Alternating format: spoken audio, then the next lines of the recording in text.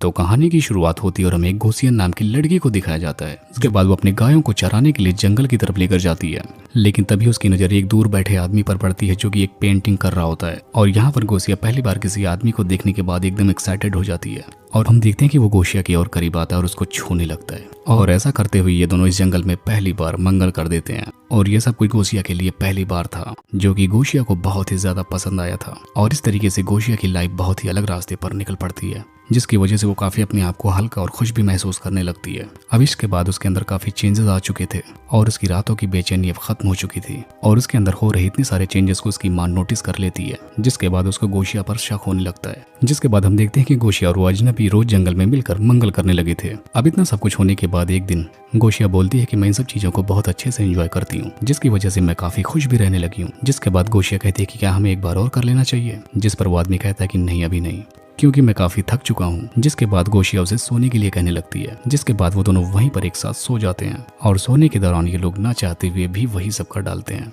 अब हम धीरे धीरे बीतते दिनों के बाद देखते हैं कि वो आदमी गोसिया को धीरे धीरे दुनियादारी के बारे में बता रहा होता है। जिसके बाद वो गोसिया को अच्छे तरीके से कपड़े पहनने का तरीका भी सिखाता है और उसके लिए खुद नई नई ड्रेसेस को लेकर आता है, जो कि गोसिया को बहुत ही अच्छा लगता था। जिसके बाद वो आदमी गोसिया से कहता है कि तुम्हें मैंने आज तक जो कुछ भी सिखाया है वो बहुत ज्यादा नहीं है। जिसके बाद वो बोलता है कि तुम टेंशन ना लो, मैं तुम्हें पढ़ना भी सिखाऊंगा और आगे तुम्हें पढ़कर ये सारी चीजें जाननी होंगी। जिसके बाद वो गोसिया को एक बुक देता है जो कि रोमांटिक कहानियों से भरी होती है, जिसको पढ़ने के बाद किसी का भी मूड खराब हो जाए। लेकिन अब ये कहानी पढ़ने के बाद यहाँ पर ये दोनों प्रोग्राम करने की शुरुआत करने वाले होते हैं। तभी यहाँ इन दोनों को गांव के बच्चे देख लेते हैं और ऐसा देखने के बाद गोसिया काफी घबरा जाती है, लेकिन इस अजनबी आदमी को कोई भी फर्क नहीं पड़ता। जिसके बाद गोसिया उस बुक को लेकर घर आ जाती है और वो उसे पढ़ रही होती, तभी वहाँ पर उसकी मॉम आ जाती है। जिसके बाद वो उससे पूछती है कि आखिर तुम मुझसे क्या छुपा रही हो। तब वो बताती है कि बस ये एक बुक है। तब उसकी मॉम बोलती है कि इसमें तो कोई चित्र नहीं है, आखिर तुम इसमें क्या पढ़ रही हो और इस किताब को तुम कहाँ से लेकर आई। तब गोसिया बताती है कि यह बुक उसे एक जंगल से मिली। तब उसकी मॉम बोलती है कि देखो मुझे सब कुछ पता है, तुम्हें जंगल में कोई अजनबी आदमी मिला है।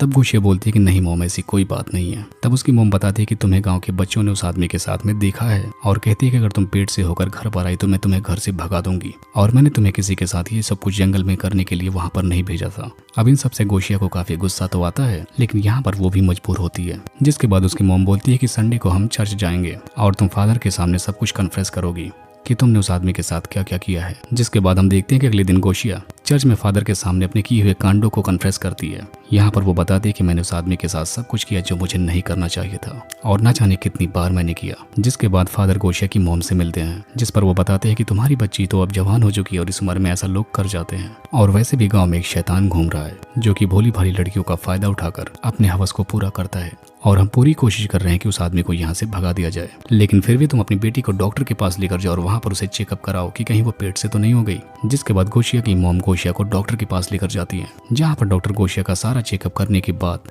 तुम्हारी बेटी कभी किसी के साथ कुछ भी नहीं की है। और ऐसा सुनने के बाद सारे लोग शॉक्ड हो जाते हैं। मतलब वो अभी तक वर्जिन है, उसने अभी तक किसी के साथ किसी भी तरह का कोई भी शारीरिक संबंध नहीं बनाया है। अब डॉक्टर की इतनी सारी बातें सुनने के बाद हम सब भी कंफ्यूज हो जाते हैं कि गोसिया ने इतना सब कुछ किया तो आखिर वो क्या था। अब इसके बाद यह सीन यहीं पर शिफ्ट होता है, जिसके बाद हमें रात का टाइम दिखाया जाता है। यहाँ पर हम देखते हैं कि गोसिया सो रही होती है, तभी वो अजनबी आदमी उसके पास आता है और इसके बाद वो गोसिया को किस करता है, जिस पर गोसिया उठ जाती है। तब गोसिया उसे बताती है कि मैं जानती थी तुम यहाँ पर जरूर आओगे और मैं चाहती हूँ कि तुम मेरे साथ यहीं पर रहोगे और मुझे छोड़कर कभी ना जाओ। जिस पर वो अजनबी बोलता है कि मैं तुम्हें कभी छोड़कर नहीं जाऊंगा, मैं तुम्हारे साथ पूरी लाइफ रहूंगा। और इतना कहते ही वो अजनबी गायब हो जाता है और गोसिया फिर से सोने लगती है। और इसी टाइम हमें पता चलता है कि उस अजनबी आदमी की तरह तो कोई है ही नहीं और ये सब कुछ तो बस गोसिया का एक इमेजिनेशन है, उसकी मनगढ़ंत दिमाग की कहानी थी और वो दरअसल रात में खुद को ही प्रेजर दिया करती थी। और इसी प्रेजर के साथ इस कहानी का यहीं पर एंड हो जाता है।